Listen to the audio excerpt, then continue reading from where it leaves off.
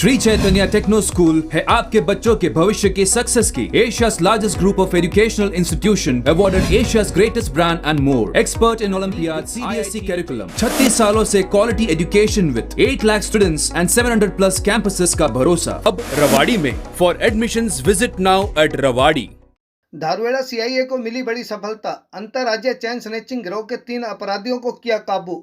अपराधियों ने रेवाड़ी जिले में 37 तथा गुरुग्राम जिले में 20 वारदातों को दिया था अंजाम। आरोपियों से असला व 2 पल्सर बाइक की बरामद। तीनों आरोपी मेवात जिले के निवासी। अपराधी यूसुफ पर 11 मामले पहले से हैं दर्ज। दूसरे आरोपी नसीम पर 3 मामले पहले से हैं दर्ज। आरोपियों पर नाका लगा रही मॉडल टाउन पुलिस को हथियार दिखाकर भागने का भी है आरोप। अपराधियों ने 2 वर्षों से पुलिस की नाक में कर रखा था दम। रेवाड़ी से राजकुमार के साथ भानु शर्मा की रिपोर्ट। आप हमारे चैनल को लाइक सब्सक्राइब शेयर करें। पिछले काफ़ी समय से चेन स्नैचिंग की वारदात हो रही थी, उनको सुलझाने के लिए, आरोपियों का पता लगाने के लिए जो हमारी हमने टीमें गठित की हुई थी, उसमें से जो सीआईए धारुएड़ा की टीम थी उसको इन स्नैचिंग की वारदातों के जो अपराधी हैं उनकी पहचान करने में जो है सफलता प्राप्त हुई है। तो अभी तक जो सूचना सामने आई है, गिरफ्तार किए गए कुल 3 आरोपी हैं जो कि इन चेन स्नैचिंग की वारदातों को अंजाम देते थे। और इन तीनों के नाम जो हैं यूसुफ, सलीम और नसीम हैं। सर यूसुफ, सलीम और नसीम। ये डिटेल आप इन तीनों अपराधियों से पूछताछ में ये बात सामने आई है कि इन्होंने अब तक रेवाड़ी ज़िले में पिछले 2 साल में कुल 30 से ज़्यादा वारदात, जिसमें से 37 अभी तक आइडेंटिफाई हो चुकी हैं जो इन्होंने वारदात यहाँ पर अंजाम जिनको दिया है। और रेवाड़ी ज़िले के अलावा जो गुड़गांव ज़िले में भी इन्होंने अपनी वारदातें जो बताई हैं अभी तक पूछताछ में सामने आई हैं। 20 से ज़्यादा वारदातें इन्होंने गुड़गांव ज़िले में भी की हैं और सारी की सारी वारदातें चेन स्नैचिंग की हैं, जो महिलाओं से चेन स्नैचिंग ये करते थे। इनका जो तरीका है चेन स्नैचिंग का, वो मोटरसाइकिल बाइक यूज़ करके, और इन्होंने 2 बाइक इस पर्पज़ के लिए रखी हुई थी। दोनों की दोनों जो पल्सर बाइक्स हैं वो रिकवर कर ली गई हैं। और उस बाइक्स का जो कलर होता था उसको ये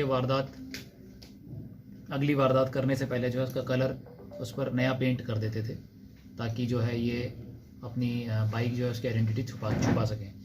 उसके साथ साथ इसी गैंग ने पिछले साल एक वारदात हुई थी यहाँ मॉडल टाउन में।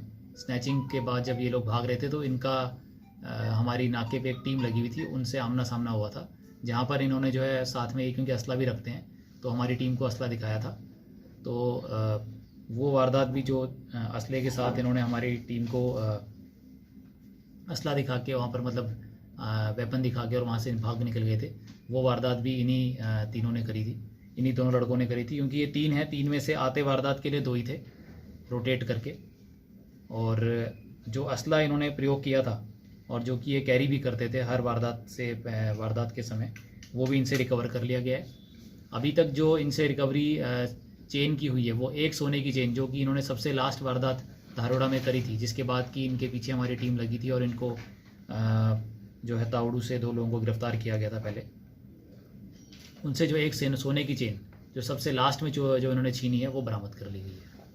बैकग्राउंड में आपको बता देता हूँ, इन 3 में से जो 2 आरोपी हमने 12 मार्च को जो गिरफ्तार करे थे, यूसुफ और नसीम।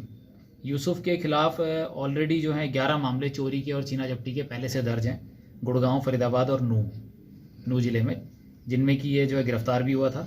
और नसीम के खिलाफ जो है 3 मामले चोरी के और छीना झपटी के पहले से नू में और गुड़गांव में दर्ज है। तो जैसे ही यहाँ पर स्नैचिंग्स हो रही थी तो हमने टीमें गठित की हुई थी, जो कि जो कच्चे रास्ते हैं, क्योंकि ये लोग मेन हाईवे और जो मेन मुख्य मार्ग हैं उनका प्रयोग नहीं करते थे स्नैचिंग की वारदात के बाद भागने के लिए। तो जो भी रास्ते थे दूसरे, उन पर भी हमने जो है नाकाबंदी की हुई थी और टीम्स डिप्लॉय की हुई थी। तो जैसे ही सूचना आती थी कि इस प्रकार की कोई bike suspected without number plate या नंबर चेंज किया हुआ और तेज़ रफ्तार में, क्योंकि ये लोग भागते हैं, और हुलिया भी इनका जो पहले की वारदात में था, वो जो फुटेज जहाँ अवेलेबल थी वो निकाली गई थी। और तो इन सब की मदद से जो है हमारी टीम ने इनको ट्रेस किया और तावड़ू से इनको दोनों लड़कों को गिरफ्तार किया गया। सर अभी तक 3 लोग तो जो वारदात को अंजाम देते थे वो हैं।